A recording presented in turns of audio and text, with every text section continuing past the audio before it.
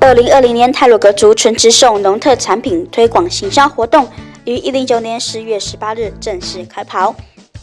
树林乡长王玫瑰表示，为配合中央防疫措施，今年度虽暂缓办理大型开幕仪式，但仍需协助部落农民增拓展销农特产品的平台。因此，今年度与北部新树农会、崇德营加油站、民乐社区以及好客文化广场增设本乡农特产品摊位，并结合农趣体验与品尝、农特产品促销等活动，进而刺激买气。也期望本所在加强防疫的同时，也能兼顾提升部落产业的发展。